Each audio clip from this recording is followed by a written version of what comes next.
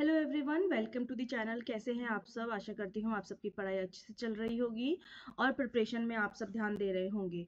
तो जैसे कि उत्तराखंड पीसीएस 2026 आने वाला है, जुलाई 5 को उसका एग्जाम शेड्यूल्ड है। तो अब कोई सा भी अगर सिविल सर्विसेज का एग्जाम हो तो करंट अफेयर्स एक बहुत इंपॉर्टेंट पार्ट प्ले करते हैं। मैंने last year previous year paper देखे थे और मैंने देखा कि करंट अफेयर से ऑलमोस्ट 22 क्वेश्चंस आए हैं। 22 क्वेश्चंस में से more than 12 questions are from Uttarakhand current affairs. कि उत्तराखंड स्पेसिफिक करंट अफेयर्स पूछे गए हैं टोटल 12, और 150 नंबर के पेपर में 12 करंट अफेयर्स किसी एक टॉपिक से पूछे जा रहे हैं। 12 क्वेश्चन किसी एक टॉपिक से पूछा जाना अपने आप में बहुत इंपॉर्टेंट बात है। तो इसलिए उत्तराखंड करंट अफेयर्स एक इम्पॉर्टेंट पार्ट बन जाता है। अगली बात होती है कि भाई कहाँ से कहाँ तक कितने महीने का करंट अफेयर ज़रूरी है, कहाँ से कहाँ तक हमें करंट अफेयर करना चाहिए। तो उसके लिए अगर हम बात करें नेशनल न्यूज़ की, तो अगर मैं ऑनेस्टली आपसे बात करूं, मैंने जितने करंट अफेयर के क्वेश्चन देखे तो उसमें नेशनल मतलब अगर आप बात करो वैसे ओवरऑल इंडिया की, तो उसमें आपका जनवरी के मंथ के करंट अफेयर्स थे, अप्रैल के मंथ के थे। पेपर गाइस जून में हुआ था, ठीक है, पेपर 29 जून को हुआ था। तो उस हिसाब से आपके उसी साल के जनवरी के करंट अफेयर थे, अप्रैल के करंट अफेयर थे, और कुछ मार्च से भी क्वेश्चंस थे, फरवरी से भी क्वेश्चंस थे। तो इससे अंदाजा लगाया जा सकता है कि जब जून में करंट अफेयर था और सॉरी जून में पेपर था, तो करंट अफेयर जनवरी से जून तक के इंपॉर्टेंट है, या फिर पेपर के 2 महीने पहले तक के, मान लीजिए कि मई छोड़कर अप्रैल तक के बहुत इंपॉर्टेंट होते हैं, ठीक है। और देखिए पेपर का 2 महीने पहले वाले करंट अफेयर तो बिल्कुल नहीं छोड़ने से। इस बार पेपर जुलाई में है, तो हमको अप्रैल और मई का करंट अफेयर बिल्कुल नहीं छोड़ना है। इसको गांठ बांध लीजिए कि ये करंट अफेयर्स तो आपको रटने ही रटने हैं, जितने भी ज्यादा हो जाएं। और अगर अब बात करते हैं उत्तराखंड स्पेसिफिक करंट अफेयर्स की, कि भाई ठीक है, ओवरऑल तो हमने देख लिया कि भाई 6 महीने तक के करंट अफेयर्स हम पढ़ सकते हैं। वैसे भी करंट अफेयर एक ऐसा सेक्शन है, आप कितना भी पढ़ लीजिए कुछ ना कुछ तो छूट ही जाएगा, ठीक है। अब उत्तराखंड करंट अफेयर्स की बात करें तो ये 1 ईयर के अराउंड कि ऑलमोस्ट ऑलमोस्ट पेपर के 8-9 महीने 10 महीने पहले तक का करंट अफेयर आपको देख लेना है, ठीक है। तो पेपर जुलाई में है अगले साल, तो हम पिछले साल के अगस्त या जुलाई से करंट अफेयर्स देख सकते हैं। तो आई टुक दी अगस्त की, अगस्त देखते हैं कि अगस्त से लेकर हम अगले साल के पेपर जुलाई में आएगा ना, तो हम अगले साल के जून तक के करंट अफेयर्स अपना देख लेंगे, ठीक है। उत्तराखंड स्पेसिफिक करंट अफेयर्स को ढूंढना और उनके तैयार करना भी अपने आप में काफी स्ट्रगल है, काफी मुश्किल बात है, ठीक है। तो उसके लिए मैंने आपके लिए यहाँ पर प्रॉब्लम सॉल्व कर दी है। मैं करंट अफेयर्स आपके लिए मंथ वाइज लेकर आ जाऊंगी। आपको लगेगा कि एक पूरे मंथ में सिर्फ 10 से 15 पॉइंट ही जरूरी है एज अ करंट अफेयर, तो हाँ, इतना ही ज़रूरी है एज अ करंट अफेयर कि 10 से 15 पॉइंट ही आपके लिए काफ़ी हैं। और जो भी इंपॉर्टेंट न्यूज़ हैं जो आने के चांसेस हैं उसमें आपको जितना यहाँ पर लिखा गया है काफ़ी है ऑलमोस्ट, क्योंकि हमें पूरा एक साल का करंट अफेयर तैयार करना है। तो इतना ज़्यादा ऐसा नहीं है कि हर जगह बिल्कुल घुस घुस कर आपको करंट अफेयर निकालने हैं, ठीक है। चलिए, तो सबसे पहला न्यूज अगस्त में जो बना हम सबको मालूम है। अगस्त में उत्तरकाशी के धराली टाउन में बहुत भयंकर फ्लैश फ्लड आया था, जिससे काफी ज्यादा बर्बादी हुई थी, ठीक है। फ्लैश फ्लड्स क्या होते हैं? सबसे पहली बात तो फ्लैश फ्लड यानी कि सडन एक सडन इवेंट होता है जो लगातार एक ही जगह पर काफी ज्यादा बारिश होती है, एक ही जगह पर काफी ज्यादा और काफी इंटेंसिटी से और काफी हाई रेनफॉल होने की वजह से वो एरिया ओवर फ्लडेड हो जाता है, और उस एरिया की कैरिंग कैपेसिटी से बाहर बात चली जाती है। यानी कि अब वहां पर जो नदियां हैं ना, अब उतने पानी को कैरी नहीं कर रही हैं, उनकी कैरिंग कैपेसिटी से बात बाहर चली गई है, और नदियां ओवरफ्लो होकर इलाकों में आ जाती हैं जहां पर हैबिटेशन होता है। तो ऐसे कहते हैं फ्लैश फ्लड्स, और पानी बहुत ज्यादा होता है। ये इवेंट सडन होता है और शॉर्ट होता है, यानी कि बहुत ही कम समय में ये खत्म भी हो जाता है, ठीक है। आया, बहुत ज्यादा पानी लेकर आया, जगह को पूरा बर्बाद कर दिया, और वो है जो डिजास्टर है वो शांत हो गया, ठीक है। तो उसे कहते हैं फ्लैश फ्लड्स। तो अभी हाल ही में अगस्त में फ्लैश फ्लड्स आए थे धराली में। Dharali is a town in Uttarkashi district. समुद्र तल से 8600 फीट की ऊंचाई पर है। यहाँ पर एक नदी थी, खीर गंगा रिवर, ठीक है। तो खीर गंगा रिवर आपके लिए बहुत ज्यादा जरूरी हो जाती है। नदी का नाम याद रखेंगे, नदी का ओरिजिन याद रखेंगे, ठीक है। नदी का ओरिजिन आपको कमेंट में लिखना है, आपको खुद सर्च करके, ठीक है। तो नदी का ओरिजिन क्या है? तो खीरगंगा रिवर में फ्लैश फ्लड आया, धराली का टाउन पूरा बर्बाद हो गया। रीजंस बताए जा रहे हैं, या तो ग्लेशियर लेक आउटबस्ट फ्लो हुआ था। अब ग्लेशियर लेक आउटबस्ट फ्लो क्या होती है? देखिए गाइस, हमारे उत्तराखंड में काफी ज्यादा ग्लेशियर्स हैं, काफी ऊंचे ऊंचे ग्लेशियर्स हैं, ठीक है। तो ग्लेशियर्स जब पिघलते हैं, उनके पिघलने की वजह से उनके तल में, यानी कि उनके फुट हिल्स में, सॉरी नॉट उनके फुट हिल्स में नहीं, जहां पर ग्लेशियर खत्म होता है उसके ही बेस में एक तरीके से तालाब क्रिएट हो जाता है। ये एक नेचुरल लेक के तरीके से क्रिएट हो गया। क्यों? क्योंकि ग्लेशियर्स के पिघलने की वजह से। अब प्रॉब्लम ये है कि ये जो लेक बनी है ना, इसका कोई बैरियर नहीं है, यानी कि इसको किसी भी तरीके से रोकने के लिए कोई सपोर्ट सिस्टम नहीं है, क्योंकि ये तो नेचर ने बनाई है। अब क्या होगा कि इस लेक की एक कैपेसिटी होगी, ग्लेशियर पिघलता रहेगा या बारिश ज्यादा होती रहेगी तो क्या होगा, ये लेक आउट बर्स्ट हो जाएगी, यानी कि फट जाएगी। अब इसमें काफी ज्यादा पानी होता है, लेक फटेगी। ये लेक किसी एक रिवर का ओरिजिन सोर्स भी हो सकता है, कि हो सकता है यहाँ से कोई नदी निकलती हो। जब लेक फटी, लेक का सारा पानी इस नदी में आ गया और इस नदी में बहुत ज्यादा अचानक से पानी बढ़ गया। नदी के नीचे जितनी भी कनेक्टेड नदियां हैं सब में पानी बढ़ जाएगा, और जहां जहां वो नदियां बहती हैं उन सारे इलाकों में आ जाएंगे फ्लैश फ्लड्स।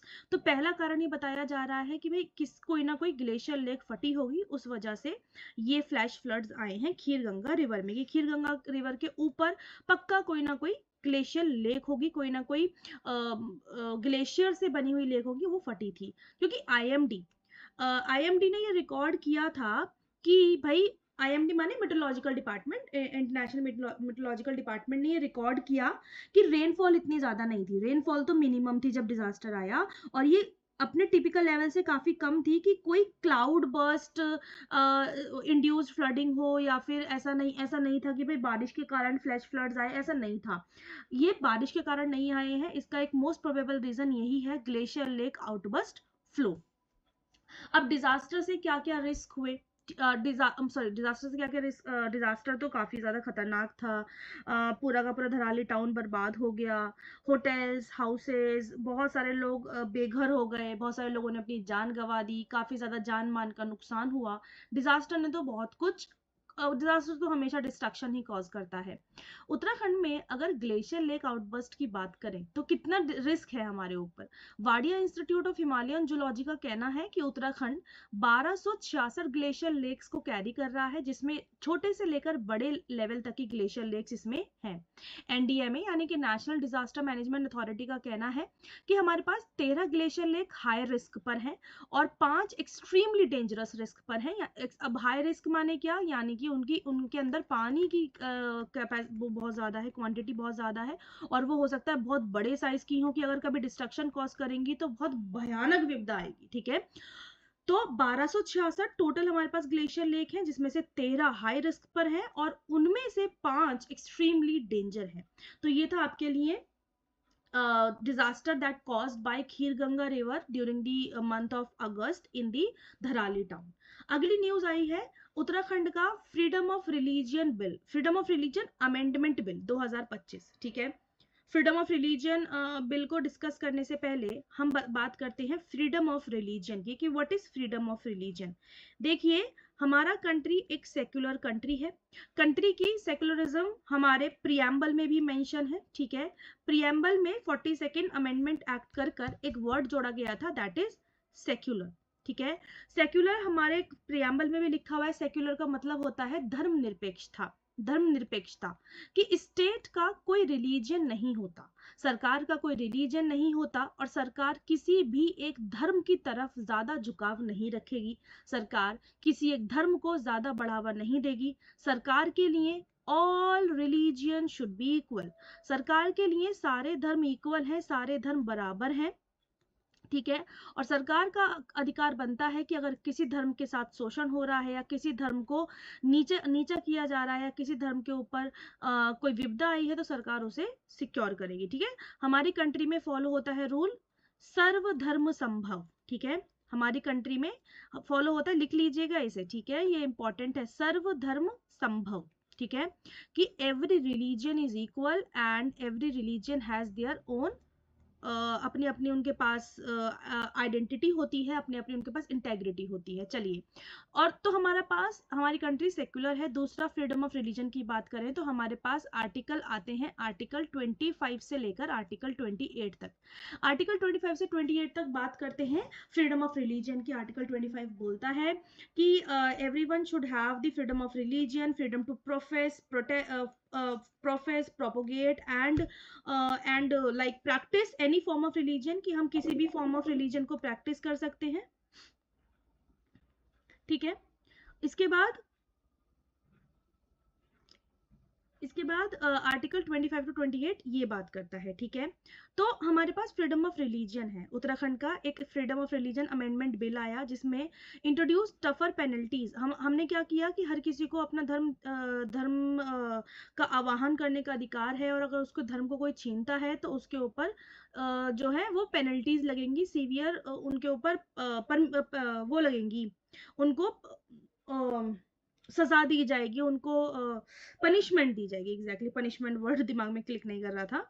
तो अब हमने इस बिल में अमेंडमेंट किया है। ठीक है, तो उत्तराखंड सरकार ने tougher penalties for forced, fraudulent and coercive religious convergence, कि अगर जबरदस्ती किसी का धर्म परिवर्तन करने की कोशिश की गई तो पेनल्टीज काफी टफ होंगी। अगर ग्रेवेस्ट केसेस है, यानी कि केस काफी संगीन है, काफी बड़ा है, तो लाइफ इम्प्रिजनमेंट तक हो सकती है। लाइफ इम्प्रिजनमेंट और 10 लाख का जुर्माना तक लग सकता है। अगर जनरल ऑफेंस है तो 3 से 10 साल की सजा होगी। अगर सेंसिटिव केसेस हैं जिसमें किसी माइनर या किसी महिला के ऊपर कोई लाइक फोर्स कन्वर्जन किया जा रहा है, किसी कोई बच्चा या कोई महिला शामिल है, तो उस केसेस में 5 से 14 साल की सजा हो सकती है। तो पेनल्टीज की 3 कैटेगरीज हैं। ग्रेवेस्ट कॉजेस के लिए life imprisonment and up to 10 lakh of fine. General offence के लिए 3 से 10 साल की सजा। सेंसिटिव केसेस के लिए जिसमें कोई माइनर या कोई विमेन के अगर अगेंस्ट कोई जुर्म किया जा रहा है तो 5 से 14 साल की सजा।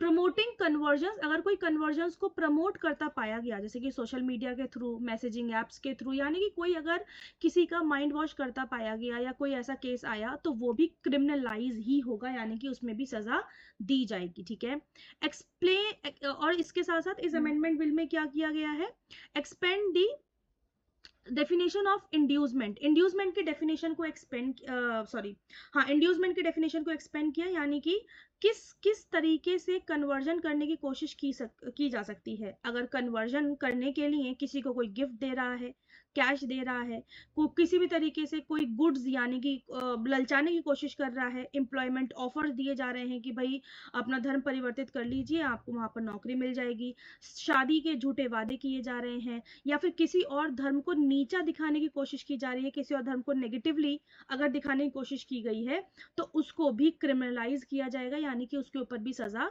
दी जाएगी। प्रोटेक्टिंग विक्टिम्स, विक्टिम्स को प्रोटेक्ट करने के लिए भी इस बिल में बात की गई है कि जो जिनके साथ ऐसा कोई केस होता है, जिनके साथ ऐसा कोई धर्म रिलेटेड शोषण होता है, तो उनका पुनर्वास यानी कि उनका रिहैबिलिटेशन, उनको financial assistance, medical care as well as legal aid, यानी कि उन्हें केस लड़ने के लिए भी सपोर्ट सरकार शो करेगी। मैरिज एंड फॉल्स आइडेंटिटी, अगर किसी भी अपनी पहचान को छुपाकर, अगर फॉल्स आइडेंटिटी लेकर किसी ने शादी की है तो शादी को क्रिमिनलाइज किया जाएगा। ठीक है, जिसमें किसी पर्सन ने अपना रिलीजन छुपाया है तो उस पर्सन को 3 से 10 साल तक की जेल हो सकती है और 3 लाख तक का जुर्माना लग सकता है। अगर कोई फॉल्स मैरिज का केस आया, यानी कि अगर अपनी पहचान छुपाकर, अपने धर्म की पहचान छुपाकर या कोई नकली धर्म का सहारा लेकर किसी ने किसी से शादी की है तो, या इसके बाद अगर इलीगल कन्वर्जन्स के माध्यम से, यानी कि आपने गैर कानूनी तरीके से किसी को कन्वर्ट किया, अपना धर्म बदलने पर उसे फोर्स किया और सामने वाले से कोई असेट्स यानी कि किसी भी तरह की कोई प्रॉपर्टी या कोई भी चीज जो है वो हासिल की, तो असेट्स को सीज कर दिया जाएगा, यानी कि असेट्स जो हैं जब्त कर लिए जाएंगे सरकार के द्वारा। सरकार ने पुलिस को इसमें अरेस्ट विदाउट वारंट की परमिशन दी है, यानी कि वारंट लेने की जरूरत नहीं है। किसी भी व्यक्ति को आप विदाउट वारंट अरेस्ट कर सकते हो अगर कहीं पर कन्वर्जन का केस रिपोर्ट हुआ या कहीं पर भी धर्म के आधार पर किसी का शोषण किया जा रहा है तो। इनको कॉग्निजिबल ऑफेंसेस में रखा है। कॉग्निजिबल होते हैं संगीन मामले, संगीन मामले वो जिन्हें नजरअंदाज नहीं किया जा सकता, ठीक है। और कॉग्निजिबल ऑफेंसेस, देखिए दो तरीके के ऑफेंसेस होते हैं, कॉग्निजिबल और नॉन कॉग्निजिबल, ठीक है। कॉग्निजिबल ऑफेंसेस में बेल आसानी से नहीं मिलती है, लेकिन इस केस में बेल दी गई है। Bail only be granted if the accused is not found guilty. Bail तभी दी जाएगी अगर किसी के ऊपर कोई एलिगेशन लगाए कि भाई उस बंदे ने रिलीजन से रिलेटेड कोई इस तरीके का गैरकानूनी काम किया है, तो आप उसको गिरफ्तार करेंगे विदाउट वारंट, वारंट की जरूरत नहीं है, और गिरफ्तार करेंगे आप कॉग्निजिबल के ऑफेंसेस के अंडर। तो अब उसकी बेल नहीं होगी। उसकी बेल तभी हो सकती है अगर उसके ऊपर लगे हुए चार्जेस गिल्टी पा, मतलब उसके ऊपर लगे हुए चार्जेस सही नहीं पाए गए, ठीक है। तो ये था दूसरा। तीसरा है आपके पास operation Kalanemi. Operation Kalanemi aimed at cracking down on fake sadhu, जो आजकल फेक साधु, जो फेक बाबा बनकर लोगों को भटकाते हैं रास्तों से, उनका गलत इस्तेमाल करते हैं, लोगों की भावनाओं के साथ खेलते हैं, धार्मिक भावनाओं के साथ खेलते हैं, लोगों को लूटते हैं, शोषण करते हैं, एक्सप्लॉयटेशन करते हैं। तो उन लोगों को पकड़ने के लिए, उन फेक साधुओं को पकड़ने के लिए उत्तराखंड सरकार ने चलाया है ऑपरेशन कालनेमी। ये मात्र ऑपरेशन के नाम से भी आपके पास क्वेश्चन आ सकता है कि operation Kalanemi is related to cracking down on the fake sadhu, ठीक है। क्रिमिनल चार्जेस के अंडर अरेस्ट किया जाएगा उन लोगों को जो फेक साधु बन रहे हैं और जो फेक साधु का रूप धारण करके लोगों को लूट रहे हैं, ठीक है। Police are instructed to file cases against the imposters under relevant law.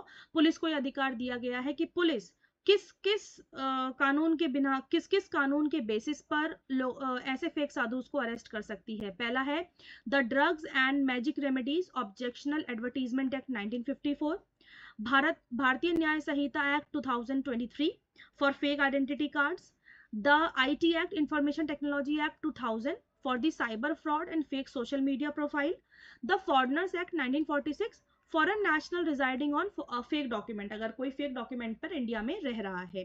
एक अवेयरनेस कैंपेन भी चलाई जा रही है इसी ऑपरेशन कालनेमी के अंडर, जिसमें सिटीजन्स को एडुकेट किया जाएगा about the dangers of the fake sadhu, ठीक है। उत्तराखंड CM ने ऑपरेशन कालनेमी लॉन्च किया था कांवड़ यात्रा के दौरान, ठीक है। कालनेमी जो वर्ड है वो एक डिमन, वो एक राक्षस कालनेमी से आया है हिंदू माइथोलॉजी के अनुसार। अगला है, अगली अब छोटी छोटी वन लाइनर न्यूज है। इंपॉर्टेंट जो बड़ी बड़ी इंपॉर्टेंट न्यूज थी वो ये तीन ही थी, एक ऑपरेशन कालनेमी, एक आपका फ्लैश फ्लड इन धराली, और तीसरा था आपका क्या जो that freedom of religion amendment bill, ठीक है। तो ये तीन आपकी बड़ी इंपॉर्टेंट न्यूज थी। अच्छा ओके, अब आपके मन में डाउट आ रहा होगा कि इसकी PDF आपको कहाँ मिलेगी, या इसके नोट्स बनाने। लेकिन नोट्स बना लेंगे तो काफी अच्छा रहेगा, लेकिन अगर आपको पढ़ने के बाद नोट्स बनाने हैं तो PDF आपको टेलीग्राम चैनल पर मिल जाएगी, और टेलीग्राम चैनल का लिंक मैं आपको डिस्क्रिप्शन में दे दूंगी। आप डिस्क्रिप्शन से लिंक पे टैप करेंगे और सीधा टेलीग्राम चैनल पर रीरूट कर जाएंगे, और टेलीग्राम चैनल से आप इस PDF को डाउनलोड कर सकते हैं। चलिए अगली न्यूज है, उत्तराखंड गवर्नमेंट ने जर्मनी बेस्ड कंपनी के साथ, जर्मनी बेस्ड इनोवेशन हब राइन मेन के साथ एक लेटर ऑफ इंटेंट साइन किया है। उत्तराखंड गवर्नमेंट जर्मनी, देखिए इंपॉर्टेंट है, हमारी सरकार है, जर्मनी का एक इनोवेशन हब है राइन मेन के साथ साइन किया है लेटर ऑफ इंटेंट। इसमें स्किल्ड यूथ को इकट्ठा किया जाएगा और उन्हें health care, automotive, vocational training, hydrogen and renewable energy technologies and innovation based startups जो कि जर्मनी में होंगे, इनमें उन्हें नौकरियों के जो है अपॉर्चुनिटीज दी जाएंगी, ठीक है। तो बस आपको तीन लाइन याद रखनी है, उत्तराखंड विद जर्मनी और इनोवेशन हब है राइन मेन, ठीक है, तीनों में से आ सकता है। अगला है, एक अपॉइंटमेंट है डॉक्टर अलकनंदा अशोक की, जो कि बनाए गए हैं उत्तराखंड स्टेट बैडमिंटन एसोसिएशन के प्रेसिडेंट, याद रखिएगा doctor Alaknanda Ashok. National teachers award दिए गए on the occasion of national teachers day, ठीक है, on the occasion of national teachers day, on the occasion of national teachers day. अब आपको जो है वो पता लगाना है कि नेशनल टीचर्स डे किस दिन पड़ता है, what is the date and day, ठीक है, क्योंकि वो अलग है, ये 5 सितंबर वाले टीचर्स डे से अलग है, ठीक है। नेशनल टीचर्स अवार्ड दिए गए, ये नेशनल टीचर्स है, इंटरनेशनल टीचर्स डे है, मतलब एक टीचर्स डे है जो है वो 5 सितंबर से अलग भी आता है, और आपको वो डेट जो है वो कमेंट में बतानी है, ठीक है। चलिए, national teachers award ministry of education के द्वारा दिए गए 2 लोगों को, एक हैं हमारे डॉक्टर श्री मनीष ममगई और दूसरी हैं डॉक्टर मंजू बाला। डॉक्टर श्री मनीष ममगई एक ट्रेनिंग ऑफिसर हैं देहरादून के NSTI इंस्टीट्यूट में। डॉक्टर मंजू बाला गवर्नमेंट प्राइमरी स्कूल की प्रिंसिपल हैं चौरानी चंपावत डिस्ट्रिक्ट से। तो इन दोनों को मिले हैं नेशनल टीचर्स अवार्ड। याद रखिएगा 2 नाम, doctor Manish Mamgai and doctor Manish Mamgai and doctor Manju Bala, ठीक है। चलिए अगला, senior fellowship from the government of India. Government of India से सीनियर फेलोशिप मिली है Shri Jeevan Chandra Joshi, very important name है। ये जो काम करते हैं, ये क्राफ्ट वर्क करते हैं। ये एक artisan, sorry not artisan, he is an artist, ये एक आर्टिस्ट हैं जो कि क्राफ्ट करते हैं इन दी पाइन वुड, जो चीड़ की लकड़ी होती है उसमें इनका क्राफ्ट रहता है। कुमाऊनी स्टाइल से ये कलाकारियां करते हैं लकड़ी के ऊपर। कुमाऊनी स्टाइल के टेम्पल आर्किटेक्चर बनाते हैं लकड़ी के ऊपर, पेंटिंग्स बनाते हैं लकड़ी के ऊपर, स्कल्पचर्स बनाते हैं, आइडल्स बनाते हैं, यानी कि कुमाऊनी स्टाइल का रिप्रेजेंटेशन ये करते हैं। प्रधानमंत्री मोदी जी ने इनका नाम अपने मन की बात के 102nd एपिसोड में लिया था, श्री जीवन चंद्र जोशी, जिन्हें सीनियर फेलोशिप मिली है गवर्नमेंट ऑफ इंडिया से। और ये क्राफ्ट वर्क करते हैं ऑन दी पाइन वुड। याद रखिएगा, पाइन वुड इंपॉर्टेंट है, कुमाऊनी स्टाइल इंपॉर्टेंट है। मोदी जी का 102nd एपिसोड मन की बात में इनका नाम लिया जाना इंपॉर्टेंट है। अगला, एक grand slam Jerusalem athletics meet हुई थी जो कि इजराइल में हेल्ड हुई थी, ठीक है, इंपॉर्टेंट है। जिसमें उत्तराखंड की अंकिता ध्यानी फ्रॉम दी मरोड़ा पौड़ी गढ़वाल की रहने वाली हैं। इन्होंने विमेन कैटेगरी 2000 स्टीपल चेज में जो है वो जीत प्राप्त की है। इसके अलावा अंकिता ध्यानी का 38th नेशनल गेम जो हुए थे फरवरी में, उसमें भी इन्होंने कुछ जीता है। 2 गोल्ड मेडल जीते हैं और 1 सिल्वर मेडल जीता था इन्होंने 38th नेशनल गेम में। तो ये इनसे रिलेटेड एक्स्ट्रा न्यूज, ठीक है।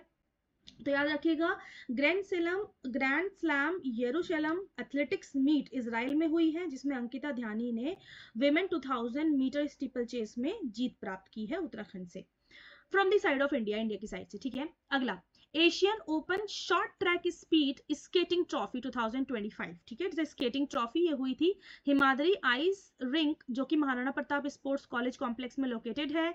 इंडिया ने टोटल इसमें 39 मेडल जीते हैं, जिसमें से 9 गोल्ड हैं, 12 सिल्वर हैं, 18 ब्रॉन्ज हैं। सबसे ज्यादा मेडल एक थाईलैंड बेस्ड एक टीम ने जीते हैं, सबसे ज्यादा मेडल, और इन्होंने ही चैंपियंस ट्रॉफी भी प्राप्त की है। ये जो गेम्स है, ये जो आपका शॉर्ट ट्रैक स्पीड स्केटिंग है, इसका जो मैस्कॉट था वो स्नो लेपर्ड था। याद रख लीजिएगा कि बर्फ से रिलेटेड चीज है, आपकी स्केटिंग है, ठीक है, ऑन द आइस। तो इसमें जो आपका मैस्कॉट है वो स्नो लेपर्ड है। अगला, मैं उत्तराखंड हूँ कॉन्क्लेव सीजन 3 हुआ है देहरादून में, याद रखिएगा, और ये ऑर्गेनाइज किया गया है बाय दी ओहो रेडियो। ओहो radio is the India's first app based radio station. याद रखना है, बहुत इंपॉर्टेंट नाम है, आने के काफी ज्यादा चांसेस हैं। मैं उत्तराखंड हूँ कॉन्क्लेव सीजन 3 कहाँ हुआ? देहरादून में हुआ, और ये ऑर्गेनाइज किया गया ओहो रेडियो के द्वारा। ओहो रेडियो भारत का पहला ऐप बेस्ड रेडियो स्टेशन है। अगला, model Sanskrit college, chief minister ने एक प्लान लॉन्च किया है कि 13 मॉडल संस्कृत कॉलेज खोले जाएंगे। ये प्लान कहाँ से लॉन्च किया है? From the Bhogpur village in Dehradun, Bhogpur village in Dehradun से। अब याद रखिएगा, कंफ्यूज नहीं होना है, 13 model Sanskrit college Bhogpur village Dehradun में नहीं, चीफ मिनिस्टर ने यहाँ से ये प्लान लॉन्च किया है। अलग अलग जगहों पर ये 13 मॉडल संस्कृत कॉलेजेस हैं, हरिद्वार में है, पौड़ी में है, रुड़की हरिद्वार में है, पौड़ी में है, और आपके नैनीताल में, अलग अलग जगहें। सारी जगह याद करनी आपके लिए इंपॉर्टेंट नहीं है, आपको बस याद रखना है मॉडल संस्कृत कॉलेज, ठीक है। अगला, उत्तराखंड की पहली मेडिसिटी हरिद्वार में बनाए जाने की कोशिश है, यानी कि हरिद्वार में बनाए जाने की लिए बातचीत चल रही है। उत्तराखंड की पहली मेडिसिटी इंपॉर्टेंट है, काफी इंपॉर्टेंट है। उत्तराखंड का हाईएस्ट पुलिस स्टेशन, यानी कि सबसे ज्यादा ऊंचाई पर पुलिस स्टेशन जो है उत्तराखंड के कुमाऊं रीजन गुंजी के पास एस्टैब्लिश किया जा रहा है at an altitude of around 10,500 feet. 10,500 feet की ऊंचाई पर उत्तराखंड का सबसे ऊंचाई पर स्थित पुलिस स्टेशन खोला जाएगा गुंजी नामक जगह पर, याद रखिएगा। चलिए, उत्तराखंड में एक स्कीम चलती थी लखपति दीदी स्कीम। अब लखपति दीदी स्कीम को चीफ मिनिस्टर बोल रहे हैं हम कर देंगे करोड़पति दीदी योजना। करोड़पति दीदी योजना के अंतर्गत उत्तराखंड की जो महिलाएं बहनें हैं उन्हें करोड़पति बनाने की कोशिश इसके द्वारा की जाएगी। तो याद रखिएगा, रखिएगा, लखपति दीदी योजना अब ट्रांसफॉर्म हो रही है करोड़पति दीदी योजना में। अगला है AI chatbot. AI chatbot by the name Nigam Sarathi, important है, निगम सारथी नाम से एक एआई चैटबॉट जो है वो शुरू किया गया है at an event in Kedarpuram under the Dehradun municipal corporation. Dehradun municipal corporation का एक इवेंट चल रहा था केदारपुरम में और उसी दौरान एक एआई चैटबॉट खोला गया है निगम सारथी, ठीक है। इसी दौरान एक योगा पार्क का फाउंडेशन स्टोन भी रखा गया है और ग्रीन पॉलिसी डॉक्यूमेंट भी केदारपुरम में जो है वो लॉन्च किया गया है कि उत्तराखंड का ग्रीन पॉलिसी डॉक्यूमेंट और उत्तराखंड में एक योगा पार्क भी आएगा और एक निगम सारथी नाम का एआई चैटबॉट है। अब देखिए सिंपल बात है, इसकी ज़्यादा डीप डेप्थ में तो हमें जाना नहीं है, लेकिन फिर भी बता दूं कि एआई चैटबॉट क्या होता है। चैटबॉट यानी कि अगर आप अपने कुछ भी लाइक कोई डाउट्स हैं, कोई फ्रिक्वेंटली आस्क्ड क्वेश्चंस हैं, कोई डाउट्स हैं, आप कुछ पूछना चाहते हो, आपको कुछ क्वेरी है, तो उसके लिए आपके पास एक चैटबॉट होगा जिसमें ऑलरेडी फीडेड कुछ क्वेश्चंस होंगे। अगर आप अपना क्वेश्चन उसमें डालोगे तो उससे रिलेटेड जो आंसर होगा वो ऑटोमेटिकली आपके सामने जनरेट हो जाएगा, ठीक है। और ये म्यूनिसिपल कॉर्पोरेशन के द्वारा खोला गया है, तो इसमें जो क्वेश्चंस होंगे या जो क्वेश्चन आंसर्स होंगे वो म्यूनिसिपैलिटी यानी कि म्यूनिसिपैलिटी के रिलेटेड ही क्वेश्चन इसमें होंगे। इसका नाम भी वही है, निगम सारथी, ठीक है। अगला जो अग्निवीर इंडियन आर्मी अग्निवीर एक स्कीम है जो भारत सरकार चलाती है। उसमें कुछ समय के लिए युवाओं को इंडियन आर्मी में रिक्रूट किया जाता है। वो कुछ ही अवधि होती है, उसके बाद वो वहां से रिटायर हो जाते हैं। तो रिटायरमेंट के बाद अगर वो फर्दर जॉब करना चाहते हैं तो उत्तराखंड की गवर्नमेंट सर्विसेज में उन्हें 10% रिजर्वेशन दिया जाएगा and it is very important. Agniveer scheme के अंडर जो रिटायर्ड इंडियन सोल्जर्स हैं वो गवर्नमेंट सर्विसेज में 10% का कोटा पा सकते हैं, 10% का रिजर्वेशन पा सकते हैं। अगली न्यूज है आपकी dragon mission 2025। Dragon is for dragon fruit. Dragon fruit को प्रमोट करने के लिए चीफ मिनिस्टर ने under the state agricultural development scheme जो कि 7 डिस्ट्रिक्ट में लॉन्च की है ड्रैगन फ्रूट मिशन, ठीक है। इस ड्रैगन फ्रूट ऑर्कार्ड बनाया जाएगा जिसकी लागत 8 लाख रुपए होगी और 80% will be provided as subsidy by the state government और इसमें से 80% जो है वो स्टेट गवर्नमेंट प्रोवाइड करेगी as a subsidy to the farmers को सब्सिडी प्रोवाइड की जाएगी। तो ड्रैगन फ्रूट के प्रमोशन के लिए हमारे स्टेट में, अब देखिए ड्रैगन फ्रूट का प्रमोशन क्यों कर रहे हैं, फॉर दी एक्सपोर्ट, ठीक है, कि ज्यादा से ज्यादा उगाएंगे तो बाहर बेच पाएंगे। जब बाहर बेच पाएंगे तो भैया उत्तराखंड के लिए अपने राज्य के लिए कमाई का एक स्रोत बनेगा, ठीक है। तो ड्रैगन मिशन आपको याद रखना है for promoting the dragon fruit और ये किस स्कीम के अंतर्गत लॉन्च किया गया है, under the state agriculture development scheme. अगली न्यूज है कि उत्तराखंड में 2 न्यूक्लियर पावर प्लांट बन रहे हैं। 2 nuclear power plant in the Uttarakhand. PTCUL ये इससे पहले भी हो रहा है, लगातार इन पर काम जो है वो चल रहा है, मतलब अभी पूरा ये बने नहीं है, इन पर काम चल रहा है काफी पहले समय से ही। PTCUL ने has inspected power transport corporation limited ने इंस्पेक्ट किया है 803 एकड़ का land at the Nipah farms in Hempur deputy. ये काशीपुर उधम सिंह नगर में लोकेटेड है, ठीक है, याद रखिएगा ये काशीपुर उधम सिंह नगर में लोकेटेड है। यहाँ पर PTCUL ने 803 एकड़ का लैंड को इंस्पेक्ट कर लिया है जिसमें 2 न्यूक्लियर पावर प्लांट लगाने की बात की जा रही है और कैपेसिटी होगी उनकी 600 मेगावाट ईच। हर एक nuclear power plant 600 megawatt electricity generate करेगा, ये बात की जा रही है। तो that's all from the August month current affairs. I hope आपको मजा आया होगा। अगस्त मंथ से बस इतना ही है, इसके बाद आएगा सितंबर, अक्टूबर, नवंबर, दिसंबर, इस तरीके से हम बढ़ते हुए आगे चलेंगे। कभी कभी बीच बीच में आपके लिए MCQs भी इनसे रिलेटेड मैं लाती रहूंगी जिससे कि आपको अपनी तैयारी प्रैक्टिस के बारे में पता चल सके, ठीक है। So that's all from my side. अगर आपको वीडियो अच्छा लगा तो प्लीज चैनल को सब्सक्राइब कीजिए, लाइक कीजिए और वीडियो को आगे बढ़ाइए। PDF के लिए कहाँ आना है, टेलीग्राम चैनल पर आना है। PDF में टेलीग्राम चैनल पर पोस्ट करूंगी, आप वहां से जाकर उसे डाउनलोड कर सकते हैं, ठीक है। चलिए आज के लिए इतना ही, बाय बाय, थैंक यू, धन्यवाद।